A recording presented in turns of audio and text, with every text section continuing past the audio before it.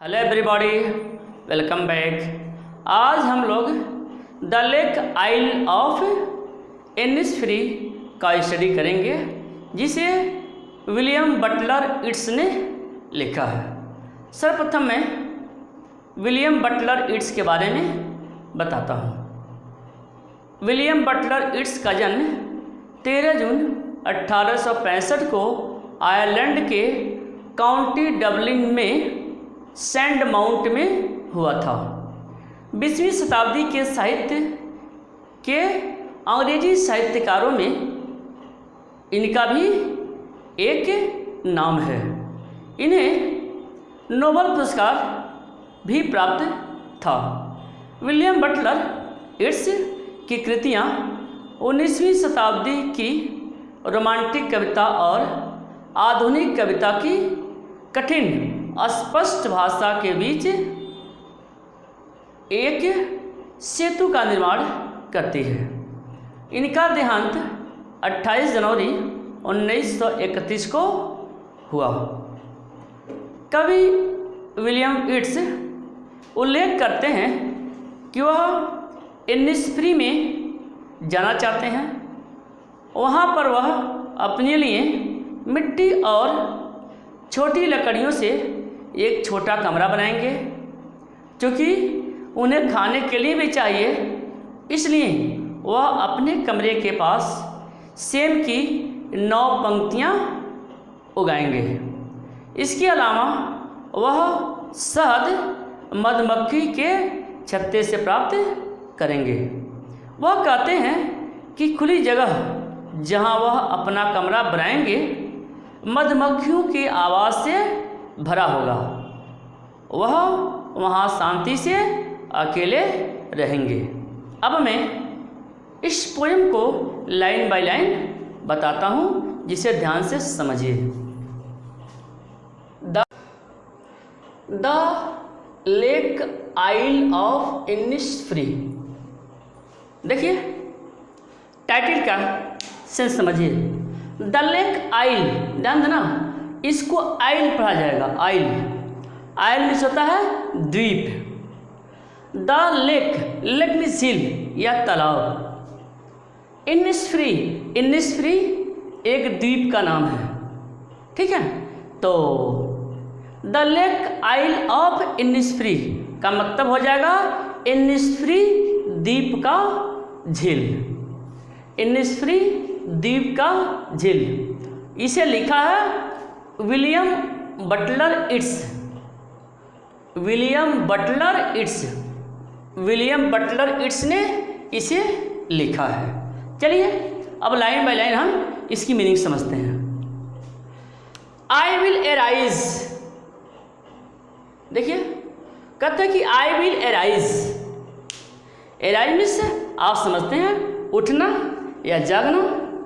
I will arise, आई जो है वह पोएट के लिए प्रयोग किया गया है, बटलर के लिए प्रयोग किया गया है। आई विल एराइज कहते हैं मैं उठूँगा, एंड गो नाउ, और जाऊँगा।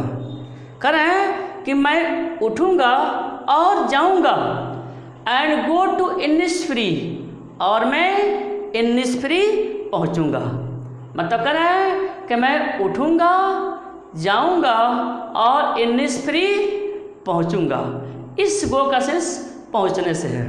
तो जो पोएट हैं, जो कवि हैं, वह कह रहे हैं कि मैं उठूँगा, जाऊँगा और इनिसफ्री पहुँचूँगा। इनिसफ्री मैं बताया एक जगह का नाम है, एक टापू है। And a small cabin, cabin means छोटा सा कमरा या कुटी, क्या कहते हैं।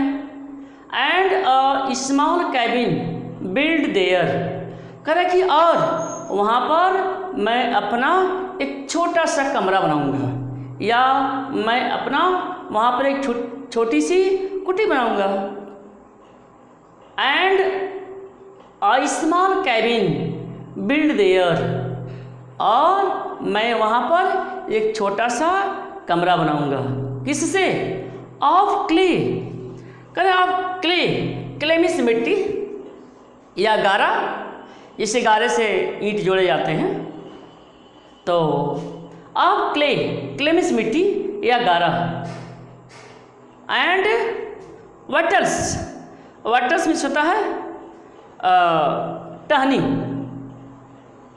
टहनी का ढांचा होता है वटर्स मीन्स वही जो पेड़ होते हैं उनकी लकड़ियाँ या जिसमें खपची बनी रहती है पेड़ की जिस डाली में, उसे कहते हैं वटिल्स। मेड मतलब वह क्या कहना चाहते हैं, वह यह कहना चाहते हैं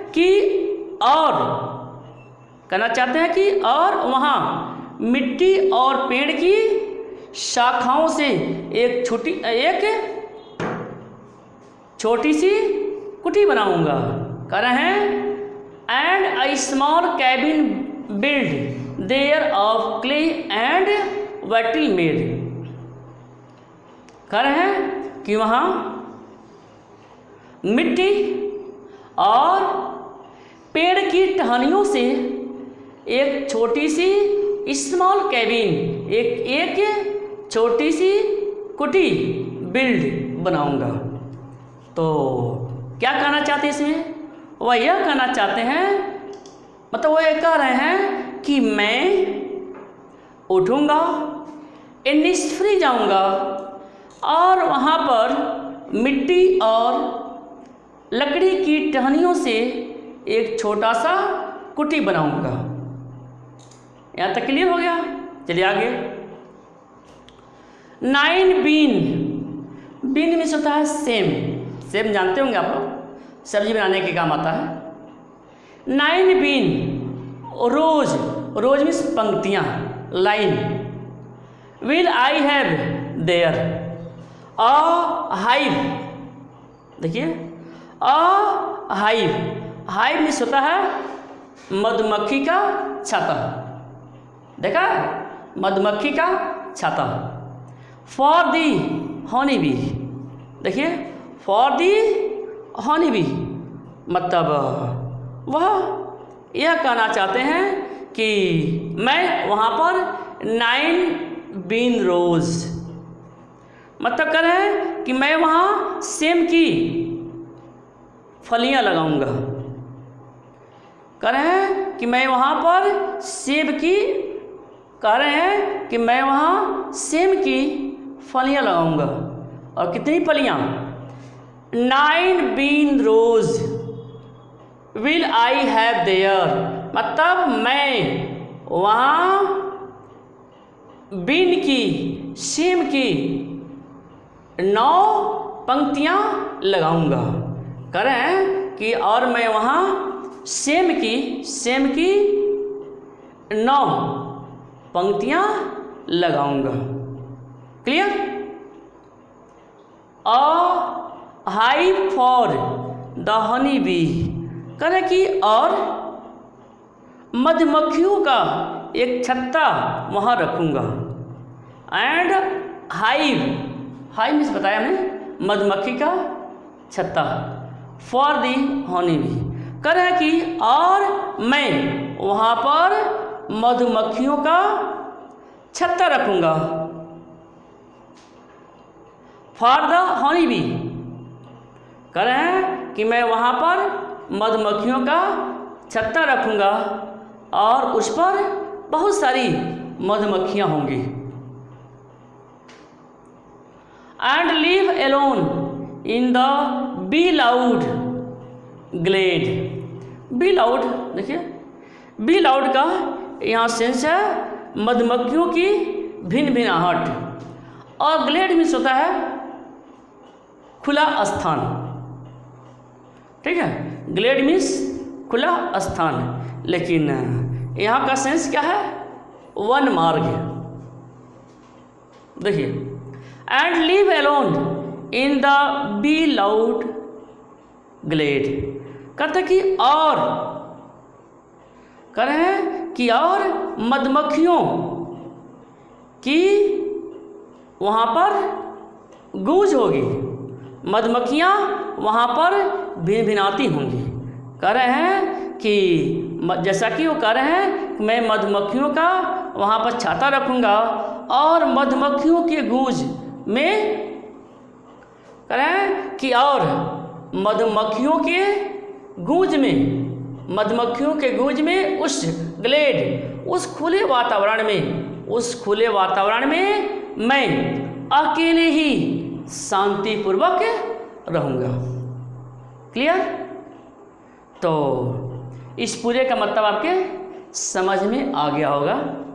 पूरे का मतलब यह है कि कवि कहते हैं, यहाँ तक देखिए फर्स्ट स्टेंजा का, कवि कहते हैं कि मैं इनिस्फ्री जाऊँगा और वहाँ पर मिट्टी और लकड़ी से एक छोटी सी कुटी बनाऊँगा और वहाँ पर सेम की 9 पंक्तियाँ लगाऊंगा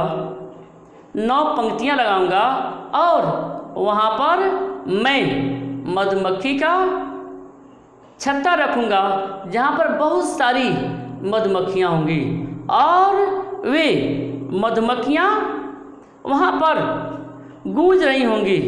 मधुमक्खियों की वहाँ पर भिनभिनाहट की आवाज़ आ रही होगी और मैं वहाँ पर शांति से रहूँगा। क्लियर? चलिए नेक्स्ट देखिए। And I shall have some peace there for peace comes dropping slow. देखिए क्या कह रहे हैं, and I shall have some peace there, कह रहे हैं कि and I shall have some peace there for peace comes dropping slow. मतलब कह रहे हैं कि I shall have some peace there, मतलब मुझे वहाँ शांति मिलेगी। मतलब कह रहे हैं कि मुझे वहाँ शांति मिलेगी। For peace comes dropping slow, और वो शांति जो धीमे धीमे वहाँ पर हमें प्राप्त होगी। Dropping from the veils of the morning to where the cricket sings. Dropping from the veil, dropping from the veil, veil means होता है घूंघट, ठीक है, वेल मीन्स घूंघट, लेकिन यहाँ वेल का सेंस धुंध से है, सुबह की धुंध। तो देखिए dropping from the well of the morning, मतलब कह रहे हैं कि और सुबह के धुंध, कह रहे हैं कि morning, well of the morning, सुबह के धुंध, सुबह के धुंध झील के ऊपर, सुबह के धुंध झील के ऊपर फेंके गए घूंघट के समान होती है। देखिए कह रहे हैं कि जो सुबह की धुंध है, जो सुबह की धुंध है वह फेंके गए, मतलब कहा है सुबह की धुंध वह झील के ऊपर फेंके गए घूंघट के समान होती है। जैसा कि सुबह का जब समय होता है तो झील के ऊपर धुंध छा जाता है, और जो धुंध है, पोएट बता रहे हैं, कवि बता रहे हैं कि जो धुंध है वह वेल की तरह से, घूंघट की तरह से वहाँ पर उतरते हुए दिखाई देता है। Where the cricket sings, cricket का सेंस यहाँ झिंगुर से है, जहाँ पर क्रिकेट, जहाँ पर झिंगुर गीत गाते हैं। वेयर द क्रिकेट सिंग्स, जहाँ पर झिंगुर गीत गाते हैं। There midnight's all a glimmer, मतलब और आधी रात के समय, there midnight's all a glimmer, आधी रात के समय वहाँ पर प्रकाश टिमटिमाता रहता है। ग्लिमर, ग्लिमर में से टिमटिमाना। There midnight's all are glimmer, वहाँ आधी रात के समय प्रकाश टिमटिमाता रहता है। And noon a purple glow, और करेक्ट नून, और दोपहर के समय या दोपहर को बैगनी रंग में दिखाई देता है। And noon a purple glow, purple means बैगनी, और नून दोपहर के समय वह बैगनी रंग का दिखाई देता है। And evening full of the linnet's wings, and evening, और जो शाम का समय होता है, full of the linnet, linnet एक पक्षी का नाम है। एंड इवनिंग, और शाम को या शाम के समय आकाश उड़ते हुए लिनेट पक्षियों से भर जाता है, और शाम के समय पूरा आसमान उड़ते हुए लिनेट पक्षियों से भर जाता है। तो इस तरह से आपने देखा। नेक्स्ट, तो देखिए, I will arise and go now for always night and day. I hear the lake water lapping with low sounds by the shore. देखिए, आई विल राइज, फिर से वही बात दोहरा रहे हैं कि आई विल राइज मतलब मैं उठूँगा, एंड गो नाउ, और जाऊँगा। कहाँ जाऊँगा? इनिस्फ्री, कहा कि और मैं उठूँगा और अब इनिस्फ्री जाऊँगा। For always night and day, करें कि for always night and day, अर्थात वह यह कहना चाहते हैं कि मैं रात दिन, आई hear the lake water lapping with low sounds by the shore. देखिए, लैपिंग, यहाँ लैपिंग शब्द आया हुआ है। लैपिंग मीन्स होता है लहरों की उछाल, लहरों की उछाल और किनारे आकर के टकराना। Here sounds the shore. देखिए, I hear the lake, I hear the lake water lapping with low sounds by the shore for always night and day. कर रहे हैं कि आई हियर लेक वाटर, मतलब कर रहे हैं कि मैं नाइट एंड डे,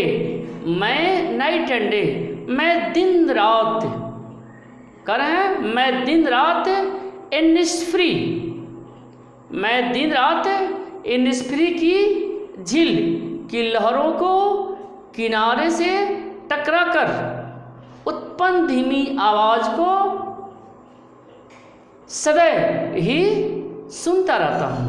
देखिए क्या कर रहे हैं, कह रहे हैं कि मैं दिन रात इनिस्फ्री की झील की लहरों को किनारे धीमी आवाज में सदैव सुनता रहता हूँ। While I stand on the roadway, देखिए, while I stand on the roadway, जब मैं लंदन की सड़कों पर, देखिए यहाँ रोडवे का सेंस लंदन की सड़कों से ही सेंस है, लंदन में ही वो रहते थे तो वहीं से सेंस उनका। While I stand on the roadway, मतलब कर रहे हैं कि मैं लंदन की सड़कों पर, जब मैं लंदन की सड़कों पर, और ऑन द पेमेंट, पेमेंट्स में होता है पगडंडी मार्ग, ग्रे। मतलब कह रहे हैं कि जब मैं लंदन की सड़कों पर या पगडंडी मार्ग पर खड़ा होता हूँ। कह रहे हैं कि जब मैं लंदन की सड़कों पर या पगडंडी मार्ग पर खड़ा होता हूँ I hear it in the deep heart's core। Hearts core का सेंस है हृदय का भीतरी भाग। हार्ट्स कोर हृदय का भीतरी भाग मतलब क्या सेंस है? I hear it in the deep heart's core। मतलब ये कहना चाहते हैं कि मैं उन लहरों से उत्पन्न धीमी आवाज़ को हृदय की गहराई से सुनता हूँ। कह रहे हैं कि it in the deep hearts core.